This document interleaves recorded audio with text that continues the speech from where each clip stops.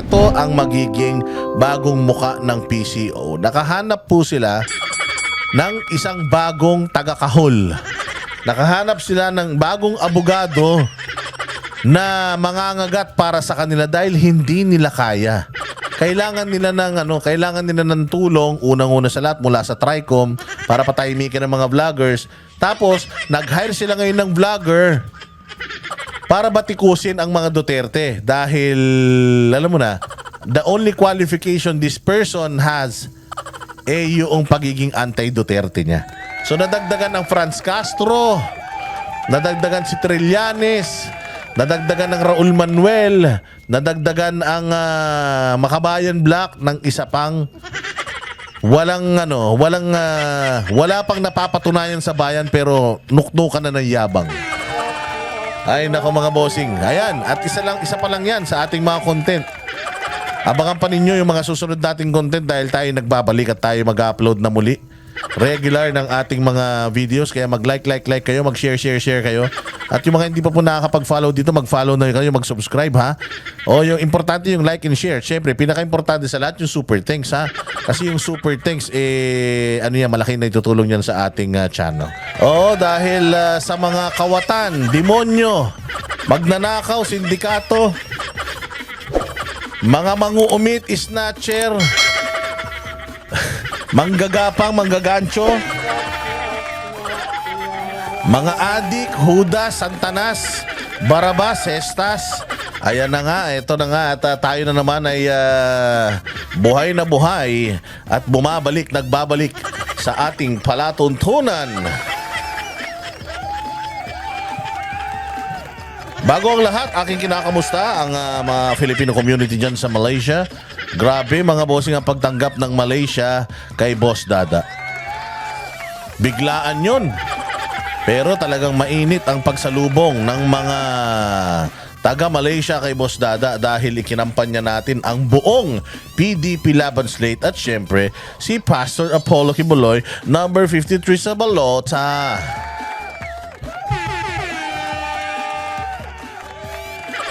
Napakalupit, humahagupit mga bossing noong nangyari sa atin dyan. Napakadaming mga Pilipino ang talagang hopeful at ang gusto na talagang bumalik na sa bayang sinilangan para makasama ang kanilang mga mahal sa buhay. At siyempre, sa tulong ni Pastor Apollo Kibuloy ng PDP Laban at ni VP Sara bilang presidente sa 2028, ay may sasakutuparan lahat ng mga plataforma ni Pastor Apollo Kibuloy. Si Pastor Apollo Kibuloy ang bahala sa plataforma. Yung mga kasamahan niya na, sila na ang bahala. Napakadali na ng trabaho ng mga kapatid natin dyan sa PDP. Kukunin na lang nila yung mga panukala ni Pastor Apollo Kibuloy. Sigurado magtatagumpay ang kanilang grupo. At ano ba ang mga pag-uusapan natin ngayong araw na ito? Abay putya, ibang klase ha. Nagpunta lang ako sa Malaysia. Nagpunta lang ako sa Malaysia. May mga nagaganap ng mga tanggalan sa pwesto at palitan sa pwesto.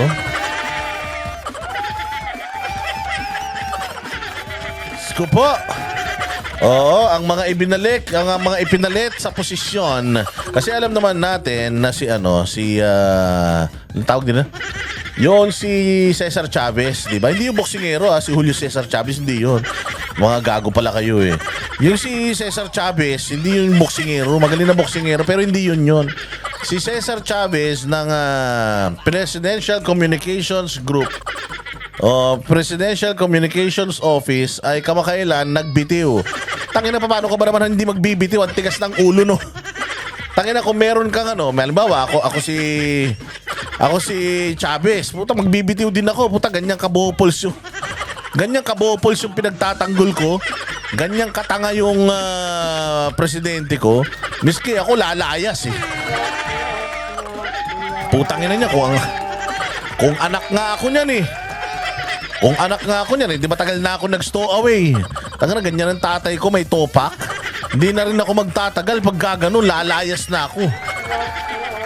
So ito naman, si PCO, kasi kilala namin yan si Cesar Chavez. Dati rin kasing naging Naging communications officer ni ni Isko. Magaling 'yan.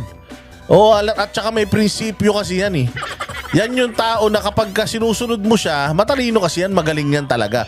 Pag sinusunod mo siya, kasundo kayo. Pag di mo na siya sa sinusunod, may prinsipyo yan, lalayasan ka niyan. Siyempre, bakit pa tayo magsasama? Hindi mo na nga ako sinusunod, magsasama pa tayo. Tanga ka ba? So ngayon, etong si Chavez umalis. Pinalitan si Chavez. Oo, pinalitan si Chavez, mga bossing. Ang pumalit kay Chavez ay isang lalaki hindi ko kilala, pero yung babae kilalang kilala natin. Lupit. Sabi ko nga, wow.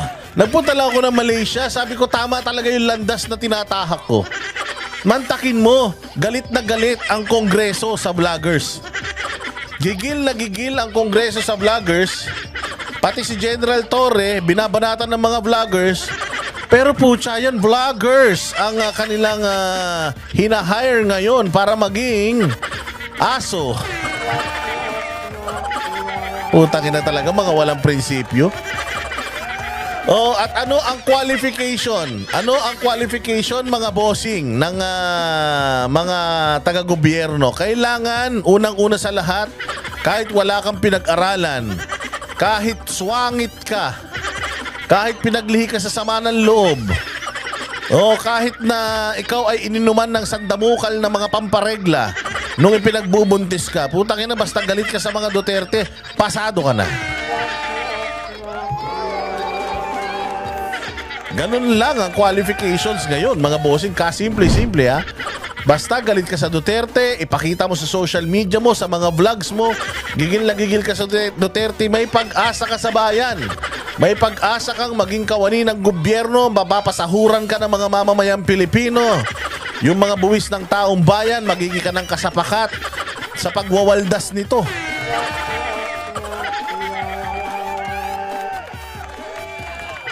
Antindi, mga bossing. Vlogger kahapon, Yusek kinaumagahan. Napakagaling. Napakagaling ng nitong babae na ito.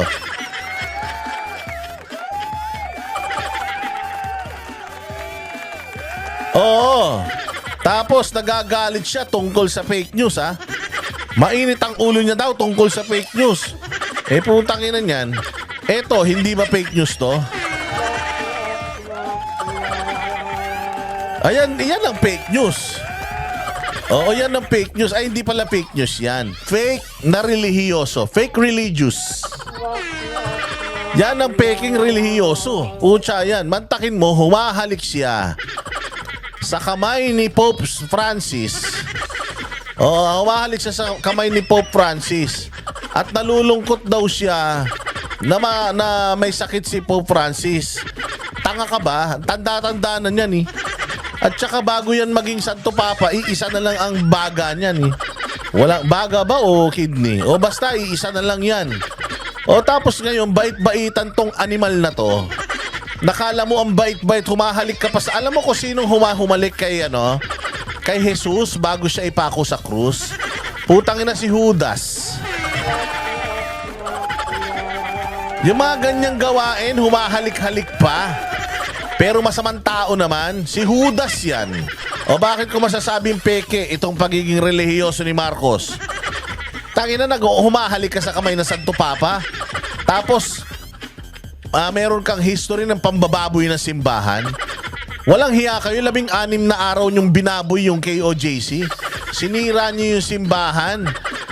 Binalahura niyo yung karapatang pantao ng mga taga-Kingdom of Jesus Christ. Tas ngayon, reliyoso ka, awang-awa ka kay awang-awa ka kay Pope Francis. Baka mamaya niyan dahil sa halik mo, hindi pa makarating sa langit yan si Pope Francis. Sa sobrang kademonyuhan mo. Diba? Walang hiyan to. Kapal ng pagmumukha mo. Hindi ka nga makapagpa-drug test eh. Baka mamaya niyan, may pulbos pang maiwan dyan sa kamay ni ni Pope Francis. Lalo pa magkasakit yan.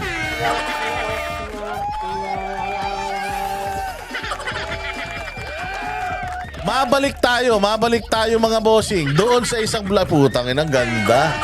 Congratulations ha. Oo, isa na naman pong Castro. Meron na naman po tayong bagong Castro na kamumuhuyan at paglalaruan. Ayan meron siyang sinasabi dito. Sabi niya, PBBM has no hand in gold sales by BSP. Putang ina mo. Paano mo nalaman yan? Kahapon lang nagbablog ka lang Ngayon eksperto ka na sa mga ginto-gintong binibenta ng BSP. Animal ka? Yan ang sinasabi ko sa inyo. Ang sarap-sarap kayang bumatikos sa mga taga-gobyerno. Mantakin mo meron na tayong karapatan sa malayang pagpapahayag. Lahat ng mga kawatan ng mga taga-gobyerno binabanatan natin. Tapos pupunta ka sa gobyernong pinakakurap. Utang ina, humanda ka. Araw-araw kang babanatan ng mga bantay ng pera ng taong bayan. Bakit? Pasahod ka na namin ngayon. Kumag ka. Kupal ka. Palamunin na namin ang buong pamilya mo. Kaya lahat ng sasabihin mo, lalabas sa bibig mo, iisa-isahin namin. Putang ina ka, kailangan magtrabaho ka para sa Pilipino. Hindi ka magtatrabaho para kay Marcos Baka naman mamaya hinire ka dyan para maging spokesperson din niya. Putang ina, kakaupo-upo mo pa lang, binabanatan mo na kagad yung mga statement ni Pangulong Duterte Tarantada. Hindi mo trabaho yan. Ang trabaho mo bilang isang Presidential Communications Office Undersecretary, pabanguhin si Bongbong Marcos, pabanguhin, hindi gawing abogado hindi ka abogado ni Bongbong, pababaguhin nyo siya. Maglalabas kayo ng mga bagay-bagay na ginagawa ng putang inang gobyerno na ito sa bayang Pilipinas. Kailangan lahat ng magandang ginagawa ipalabas mo. Aabangan namin Claire, aabangan namin, Attorney Claire. Yung mga propaganda mo, lahat ng magagandang ginawa ni Marcos, kailangan ilabas mo. Putang ina, mabuti kung may mailabas ka. Yun, kung may ilalabas ka.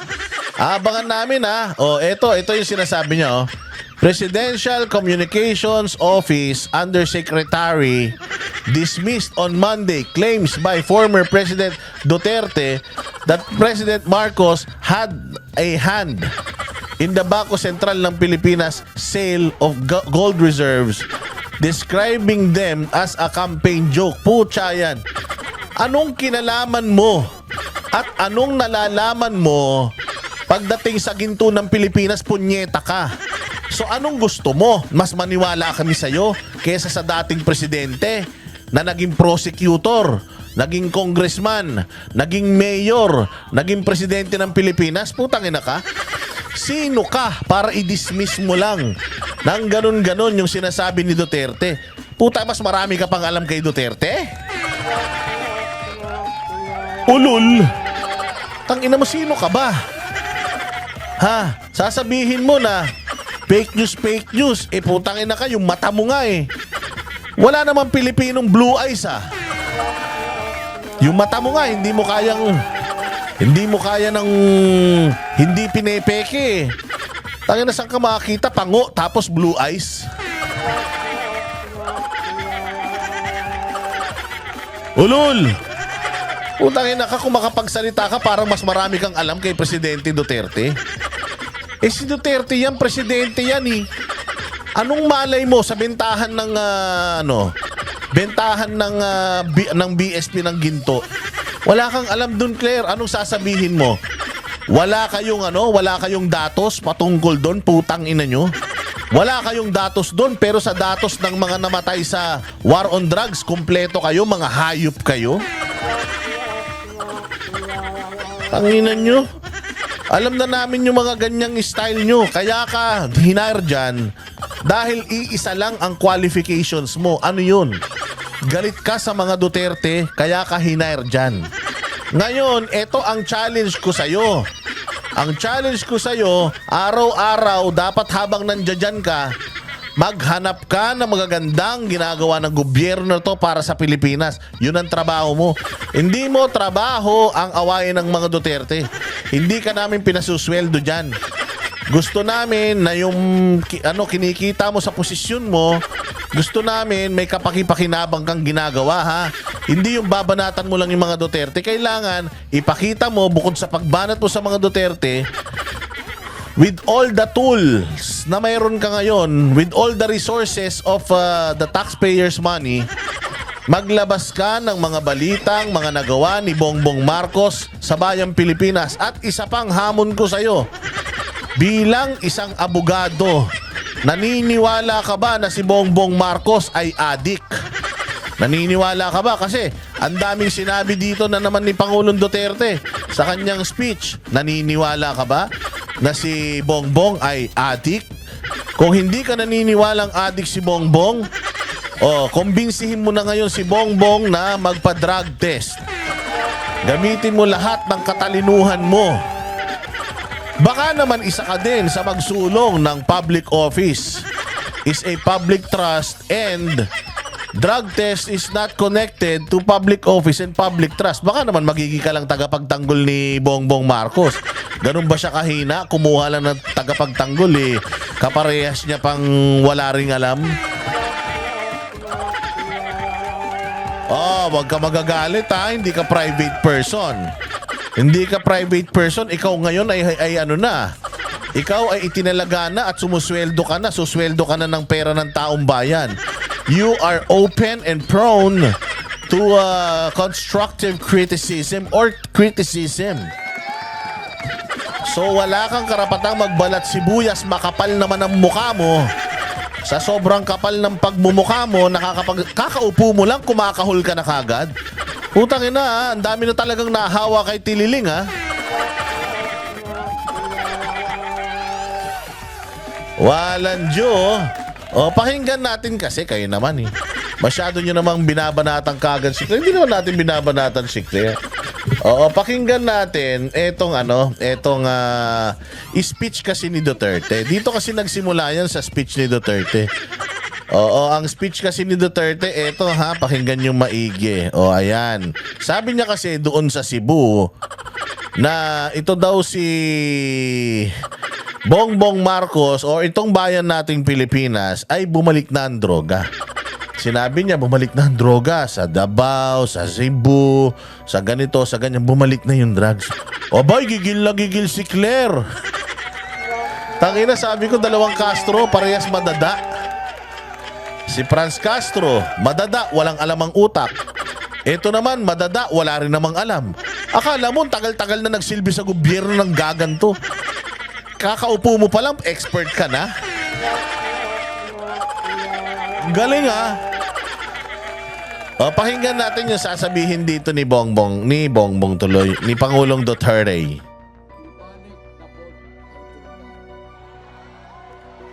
Ayan na, bumalik na ang droga dito sa Davao, sa Cebu at Manila. Sige.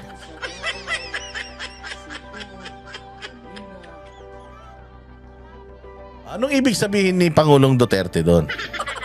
Bumalik na, inuna niya pa nga yung syudad niya eh. Actually, yung Davao is not, it's a big region. Marami yan. Davao del Sur, Davao del Norte, Davao de Oro, Davao...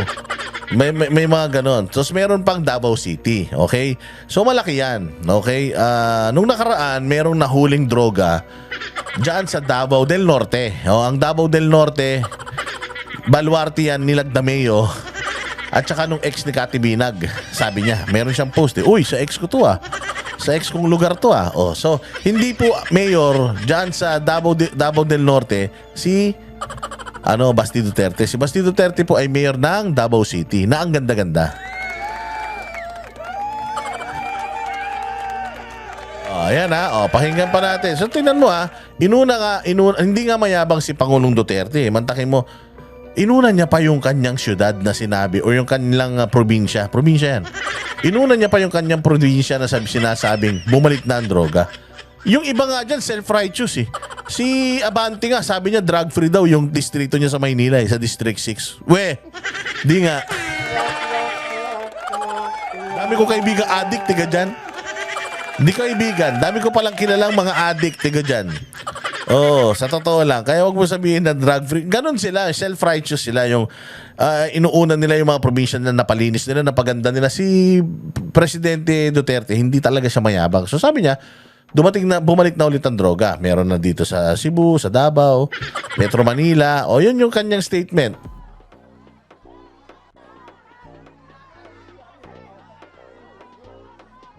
Tingnan mo, kasimple nung sinabi niya. Bumalik na ang drugs dito sa Davao, sa Cebu, sa Metro Manila. Naririnig niyo yung mga tao sa background, nagsisisigaw sila. Oo nga, ang dami ng adik. Yung kapitbahay namin, may dimples na naman.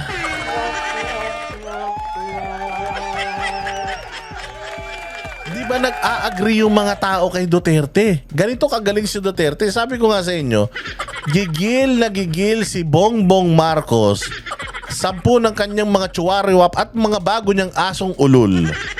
Gigil na gigil sila kay Duterte dahil imagine, etong sortie na ito, hindi ito meeting de avance, hindi ito campaign rally ng mga politiko. Ito ay pagpapatawag ng hakbang ng maisog dyan sa Cebu para ipakita na solid ang Cebu ay Duterte province. Duterte country ang Cebu. Pinakita lang nila dyan. Mantakin mo walang ayuda, walang artista, walang libreng pagkain, tubig, inumin. Umuulan pa. Inabot na si Duterte ng madaling araw pero walang umuwi. Inantay pa rin si Duterte magsalita.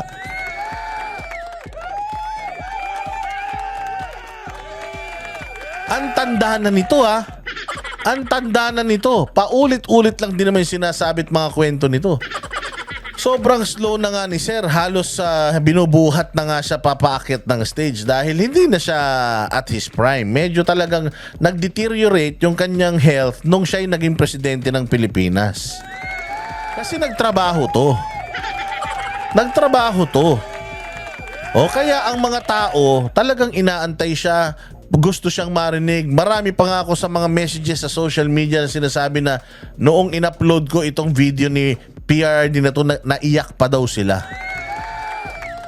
Ganon katindi ang pagmamahal ng taong bayan kay Duterte. Kaya naman kahit sino, putang ina niyan, inubos mo na lahat ng pera ng taong bayan, nagpabango ka na nagpabango, binili mo na yung pagmamahal ng mga Pilipino, hindi ka pa rin nila gusto. Gigil pa rin sila sa'yo. Pagkatapos mong ibigay yung ayuda, minumura ka na nila. Saan ka makakita ng sortie ni Pangulong Marcos na puta kaway siya ng kaway, nagkaputok na at nagkakulani na sa kilikili? Hindi pa siya pinapansin noong mga kinakawayan niya. Meron pa siyang taga palakpak at saka taga utos sa tao para kumaway at sumigaw ng BBM. Mga mayor, BBM, putang ina niyan. Si Andrew nagkanda paos na, hindi na nagre-respond yung mga tao sa kanya. Saan ka makakita na? Yung Pangulong Duterte, itong hakbang ng maisog na to, walang pera to, walang budget to. Pero nakapaghikayat sila ng mga taga Cebu para suportahan si Pangulong Duterte at yung PDP laban. 12:00 na ng madaling araw tong speech na to. Tapos ito maganda habang live na pinakikita at nagsasalita itong event na ito, ang daming lipad kaliwat kanan ng mga drone. Nagpapakita ng mga images, footages kung gaano kadami yung dumalo. Tapos ngayon, ang propaganda ng mga tanga sa kabila, concert daw ng ibang tao yun. Gago! Magpapakita sila ng picture, Iisang picture, kaparehas lang nung setup nun. Dahil syempre, alam nyo naman, yung mga ganyang lugar, hindi naman yan ginanap, unang-una ginanap itong sortie na to Marami pang mga ginanap na mga events dyan. At may mga picture sila, nagsasabi, ito naman yun, konti lang Sabi nila, dami-dami. Gago! Live yan, ilang oras na live yan. Mula alas 4 ng hapon, naka-live na yan hanggang madaling araw. Walang humihinto. Kita mo naman, kaliwat kanan yung mga pictures na kumakalat. Pinagsasasabi nyo tapos biglang sasabihin nyo, hindi naman totoo eh. Konti lang yung matin eh, tapos may ipopost lang sila isang picture. Kasi nga, apektado sila. Gigil na gigil sila dahil nakikita nila si Pangulong Duterte sa kabila ng paninira sa kanila, sa kabila ng katandaan niya na, sa kabila ng pangit ng mga ibinabato sa kanila, gumastos na ng bilyon-bilyon ang pamahalaan para lang masira ang grupo nito. Pero mahal pa rin sila ng tao. Anong ibig sabihin yan? Kaya miski ako si Bongbong, baka kung ako si Bongbong, uminom na ako ng lason eh. O dahil kahit na anong gawin mo, hindi mo kailanman makukuha yung respeto ng taong bayan because respect is being earned, not being asked or being given. Ang respeto, kusang ibinibigay yan ng tao kung respeto ka, irerespeto ka ng tao. Pero kung katulad mo, na demonyo ka, hudas ka, kawatan ng pamilya mo, sinisikil nyo yung malayang pagpapahayag, ginagamit nyo yung kapangyarihan nyo para sirain ang mga kalaban nyo sa politika, utang ina ninyo, wala kayong mga silbing tao, hindi kayo mamahalin ng mga Pilipino. Oh, ano pa masasabi dito ni Duterte? Ang na pong standby ng mga hold up. Aban, manunggap. Marami na ring tambay ng hold up, may mga nananaksak. O taas ang kamay. Lagay nyo dyan sa comment section. Totoo ba yung sinasabi ni Duterte? Kasi simple lang naman eh. Anong sabi ni Duterte? If you feel like yung presyo ng bilihin okay, boto nyo sila. Kung safe, boto nyo sila. Kung kung maraming mga drug addict, ay wala ng drug addict, nakakapaglakad na yung mga anak ninyo sa gabi, iboto nyo sila. Kung wala ng mga tambay na nang-hold up at nananaksak, iboto nyo sila. Ganun si Duterte. Kaya lang sinasabi niya is ito ang totoo, ito ang katotohanan. Nakita nyo yung balita sa Facebook? May kinidnap na naman na bata, pinutulan pa ng kadiri. O ano na ngayon, PNP? Ano na ngayon, General Torre? Bakit inuuna mo yung mga vlogger? Bakit inuuna mo yung demanda ng mga kaso sa mga Duterte? Puta, ang trabaho mo, ubusin yung mga kriminal. Hulihin yung mga kriminal. O trabahuhin nyo na yan. Yung nangingidnap ng mga bata. Hindi nyo kami malilin lang. Kahit mag-hire pa kayo ng 10 Claire Castro, isama niya pa yung mga 5 libayan. Puta, hindi nyo maloloko ang taong bayan dahil nakikita natin kung ano yung totoong sitwasyon ng Pilipinas. Nagdagdag lang kayo ng mga bagong tao na magtatanggol sa inyo. Pero at the end of the day, mahirap ang bayang Pilipinas, hindi safe ang bayang Pilipinas, bumalik na po ang drugs. Ang kakapal ng mukha nyo, nakakahuli kayo ng droga, hindi kayo nakakahuli ng drug lord. Ang titigas ng mga mukha ninyo, nakakahuli kayo ng mga smuggled items pero yung smuggler hindi nyo nakikita. Kaya hindi nyo maloloko ang taong bayan. Tapos, ang dami nyo ngayong ginagawang kabulastugan, circus dito, here and there, para mapagtakpan nyo yung blankong BICAM report na humihingi na naman ng palugit ang mga nasa kinauukulan. Putang ina nyo, akala ko ba maayos yung budget na yan? Bakit extend kayo ng extend? Bakit hirap na hirap kayong itago? Ba't hirap na hirap kayong sagutin?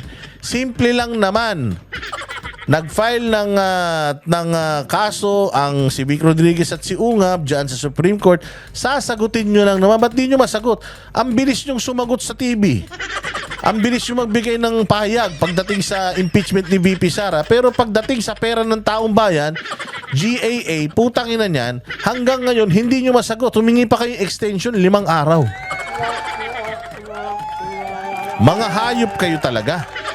O sige, pero dito, focus pa tayo dito. Hindi nila kontrolado. Hadlock, manggod. Hadlock sila sa human rights. Sa bagay ako, may kaso ginoon ko. Magbalik ko, bantay yun.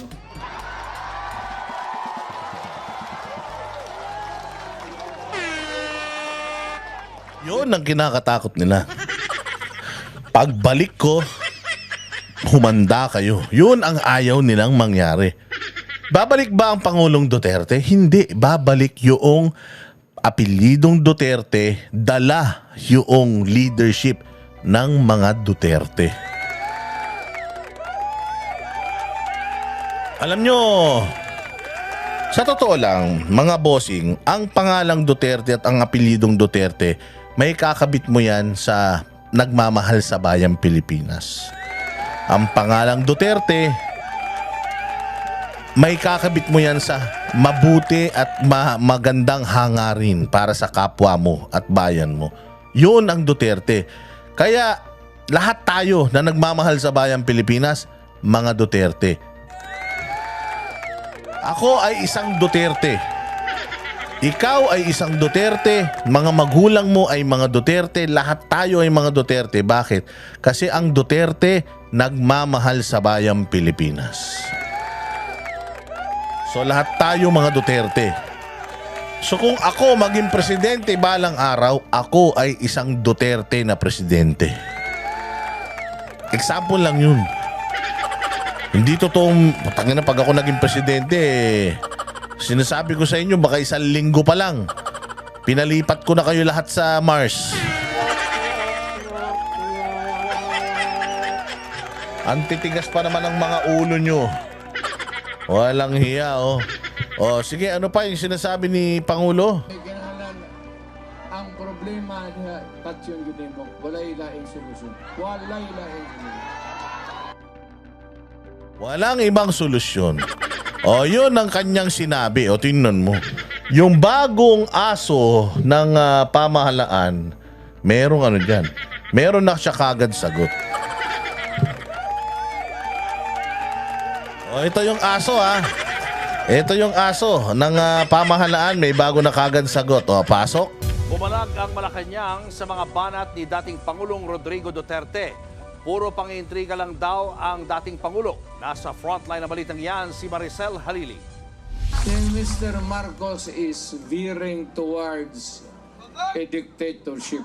Ayan, pag-usapan natin yung veering towards a dictatorship. Sinabi niya pa dito na, I'm telling you, pag natapos yung termino niyan, hindi yan bababa. Oh, kasi ito, si Pangulong Duterte, magaling na tao yan. Marunong bumasa ng tao yan. Ito si Pangulong Duterte, sa tingin niya, saan mga nangyayari ngayon, papunta na tayo sa diktadorya. Bibigyan ko kayo ng rason kung bakit. Bago itong pati itong maisog rally na to, yung isa sa mga lead convener nito na si Jun Abines ay Biyernes ng gabi Biyernes, bali Sabado na ng madaling araw, 12:30, merong mga pulis na taga Maynila na mga tao ni Torre na pumunta sa kanyang bahay, 10 oras ng gabi to putang ina, bakit hindi nyo gawin ng maga? Bakit gabi? Ganun ba kayong mga katarantado? Hindi nyo ba kaya ng office hours? Mga sabog ba kayo sa gabi kayo nag-ooperate? So eto ngayon, nagpunta sila dyan sa bahay ni Abines, isinerve yung search warrant. At doon sa search warrant na yon, kailangan daw kunin lahat ng gadget ni Jun Abines kasi hinak daw niya yung system ng PNP. Nagsisimula pa lang mag-vlog yung tao. Hindi pa nga kumikita sa pag-vlog niya. Ngayon pa lang niya sinusubukan yung bumatikos sa mga tiwali sa gobyerno.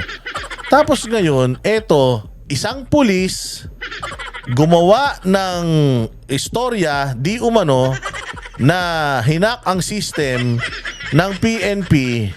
Kaya nakasecure siya ng warrant para kunin lahat ng gadget ni Jun Abines. Kasi daw hacker siya. What?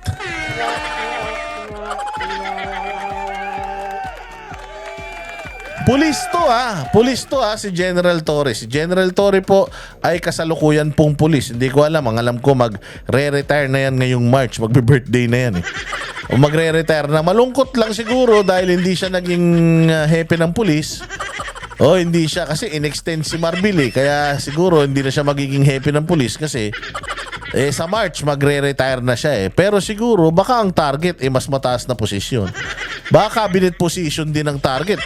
Si Claire Castro nga galit lang sa mga Duterte. Naging USEC ng PCO kung si Torre. Sa lahat ng ginawa ni Torre na kahayupan sa Pilipinas. Kahayupan sa KOJC, kahayupan sa mga Duterte, mga pinagsasasampan niyang kaso sa mga Duterte. Baka pumalit na kay Bongbong yan. So ayun ginamit yun nga, nagagalit nga si Fillmore Escobal, isang general, nagagalit nga, sabi ginamit mo yung kapangyarihan mo sa pamumulitika.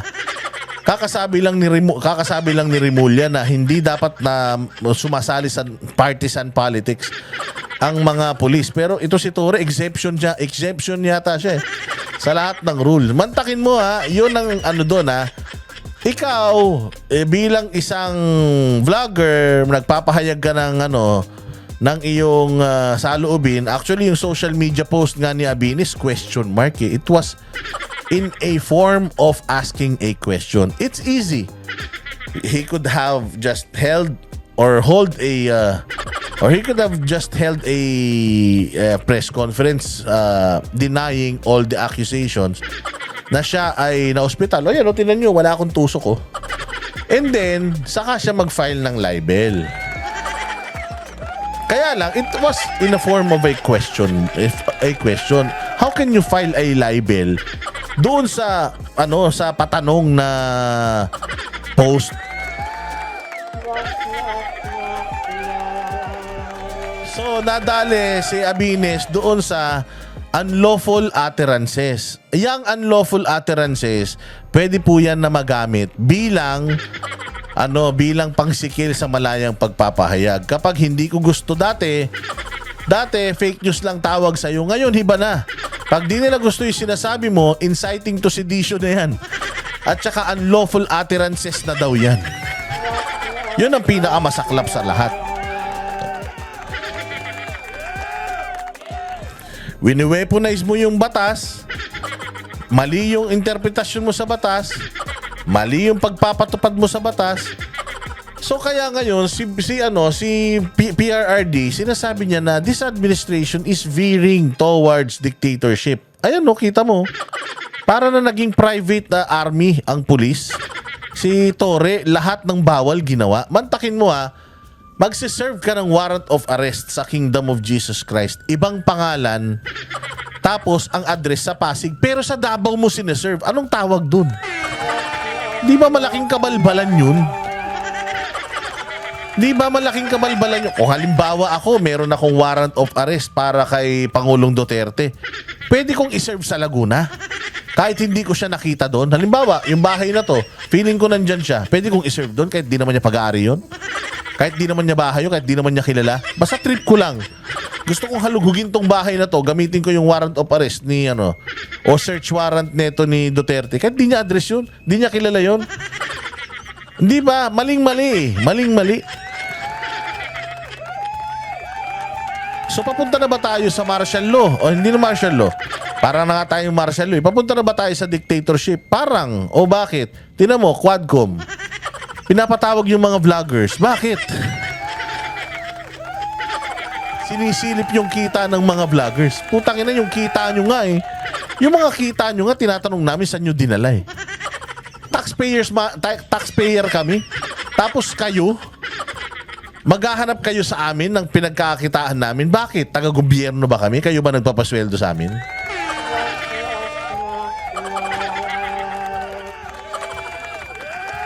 Hindi ba?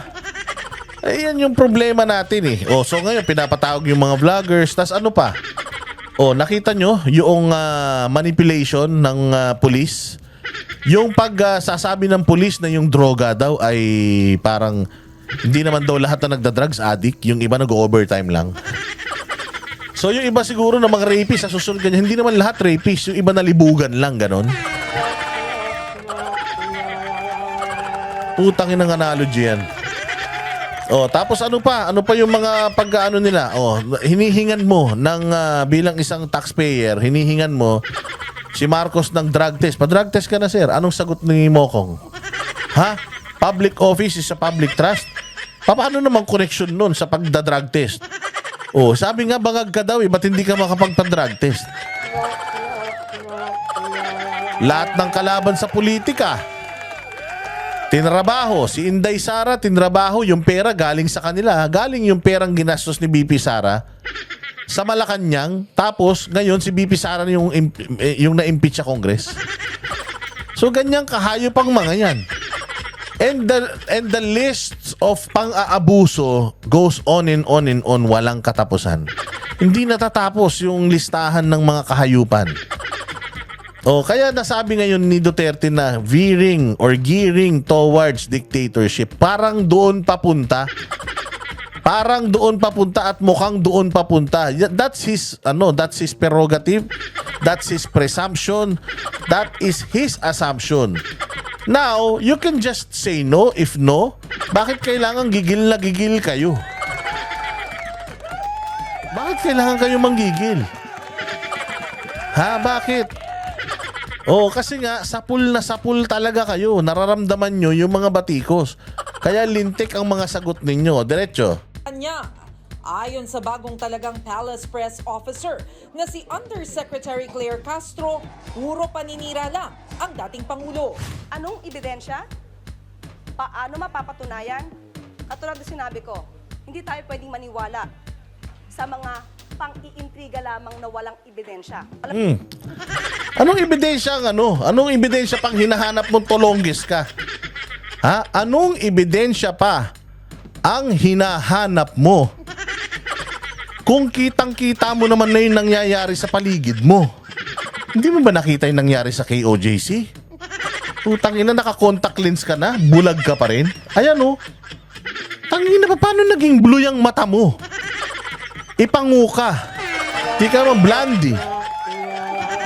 Di ka ma-Amerikana. Pero papaano na nagkaroon ka ng ganyang mata? Tayo na, patay tayo dyan. Magagalit na naman sila sa akin nito. Oo, pero tingnan mo, di ba? Anong ebidensya pang hinahanap mo? Ayan na, oh. Sinisikil ang malayang pagpapahayag yung mga vloggers pinapatawag sa Congress. Yung pulis, imbis na hanapin yung mga kidnapper, holdapper, putang ina, nakafocus kay Abinis. Anong ebidensya pang hinahanap mo, pulpul? Lang ebidensya. Alam na natin kung saan ang punta nila. Gusto nila ulit makuha ang power, ang authority. Ha? Bobo ka ba? Alam mo ba na ang mga Duterte hindi mga power hungry? Alam mo ba na si PRRD nanalo bilang presidente nang hindi hindi naman talaga niya gusto maging presidente to begin with. Pinilit pa yan. Si dating DILG Undersecretary yata yung nag-file ng kanyang Certificate of Candidacy at si Presidenting Duterte yung replacement niya or substitute niya. Kaya kaya tumakbong presidente yan. At alam mo ba, Claire? Ha? Alam mo ba na si VP Sara ay number 1 bilang presidentiable? Noong 2021, mga December, nag-conduct ng survey. Alam mo ba na number 1 siya na pinipili ng mga Pilipino bilang presidente? So saan nang gagaling yung kabobohan mo na gusto nilang makabalik sa kapangyarihan, inutil ka? Hindi nga tumakbo si VP Sara ng presidente. Kasi ang sabi nga niya, nangako naman si Bongbong na itutuloy lahat ng nasimulan ng tatay ko. Yun lang naman ang importante. Kasi wala namang ginawa yung tatay kong hindi maganda sa Pilipinas lahat ng ginawa ng tatay ko na hindi maganda para sa kurakot, adik at saka sa mga komunista. Pero lahat ng ginawa ko ng tatay ko para sa mga Pilipino. Willing si Inday Sara na ibigay kay Bongbong. Wala nga siyang pakialam. Nagpagamit pa nga siya kay Bongbong para manalo si Bongbong. Putang ina ka Boba ka pala Nagpagamit pa siya kay Bongbong para lang manalo.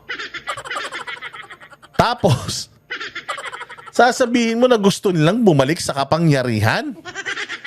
Sa lahat nga ng mga tao, sila nga yung may araw. Gusto ng tao tumakbo ng senador yung mga kapatid niya eh.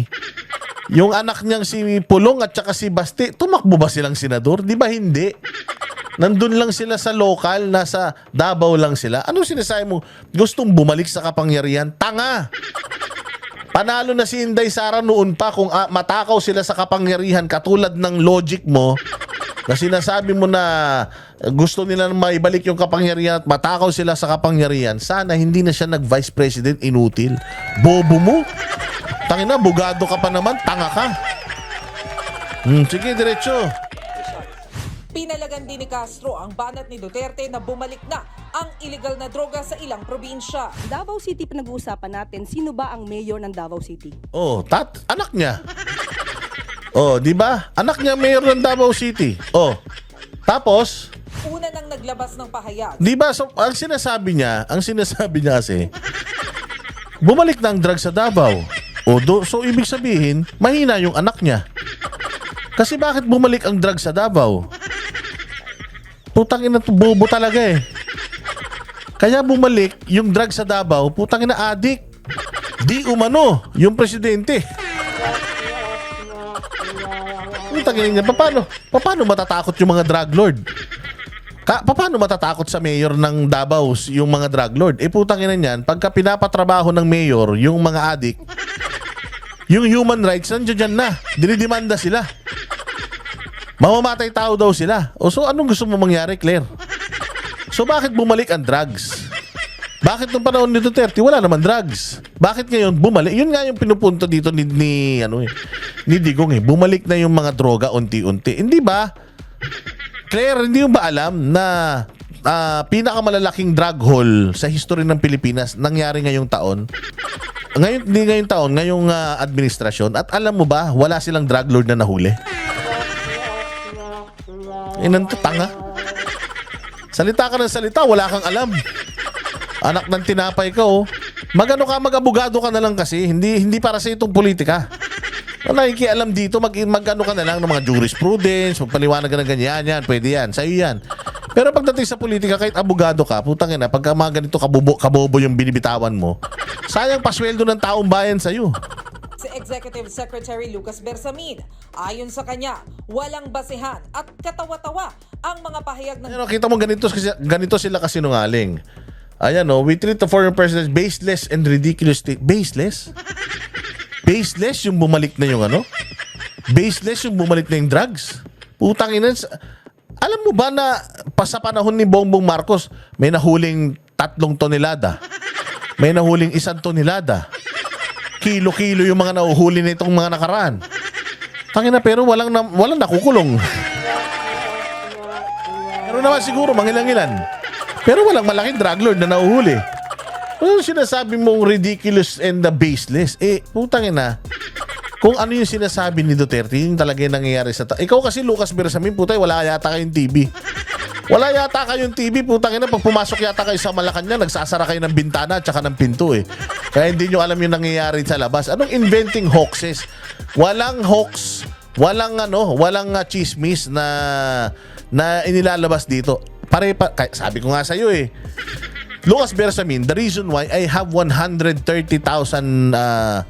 followers, Banatbay has 1 million plus. The Banateros has millions of followers, and lahat ng mga Duterte vloggers, kaya may mga milyon followers yan pag pinagsama-sama mo. It's because alam nila na yung sinasabi namin, nararamdaman din nila. Nag-gain ng traction, nag-views ng daan-daan libo yung mga uploads namin. It's because they feel us. Alam nila na yung mga binabatikos namin sa inyo, puro totoo, nararamdaman kasi nila. Kaya Lucas Bersamin, kung ako sa'yo, magbukas kayo ng bintana. Magbukas kayo ng bintana, magbukas kayo ng ng pinto para alam nyo kung ano nangyayari sa bayan. Dating Pangulo na anyay prone sa pagsisinungaling at pag-iimbento. Isa na naman daw itong pambubudol. Budol. Ginamit mo pa yung budol, putang ina kayo nga yung mambubudol. Ito ang pinaka nakakatawa sa lahat, ano? Putang ina, sobrang kapal na ng mukha nila. Yung budol, alam mo ba pag sinabi mong budol, isa lang naiisip ng tao. Mukha ni Bongbong Marcos. Pag sinabi mong budol, si Bongbong na yun. Kaya nga tinawag siyang budol-budol man. Tapos ngayon, itatawag mo kay Duterte ang budol. Anong pinambudol sa'yo ni Duterte? Lucas Bersamin, nung panahon na ikaw ay nasa Supreme Court pa, yung 6 years ni Duterte, anong binudol niya sa'yo? Anong ipinangako niya sa'yo na hindi niya tinupad? Di ba yung mga namatay na mga drug addict, di ba pinangako niya sa'yo yan? Pinangako niya sa lahat ng Pilipino yan na gagawin kong magiging madugo. Itong aking pagiging presidente dahil uubusin ko lahat. Hindi niya naubos. Yun lang. Pero hindi siya ng budol katulad nung aso mo. Hindi pala nung amo mo. Hindi siya ng budol, nangako ng kung ano-ano, 20 pesos na kilo ng bigas, unity, pagagandahin ng Pilipinas, itutuloy ang project ni Presidente, itutuloy ang war on drugs, putang ina, lahat hindi nyo ginawa eh. Wala na kayong project na nasimulan. Maharlika Investment Fund, ano na nangyari? Yung Blancong Bicam, ano na nangyari? Wala pa. Tapos putang ina, ang dami niyong sagot patungkol sa mga batikos ni Duterte. Pero yung totoong issue na ginawa ninyong mga kabulastugan sa bayang Pilipinas, hindi niyo sinasagot. Ano na nangyari doon sa Bicam? Ayo Masama yan Sa taong factory umano ng fake news. Nagbabalik Diba? Naging factory pa ng fake news. Si Pangulong Duterte. Walang hiya naman talaga. So ayun nga ang masasabi natin mga bossing.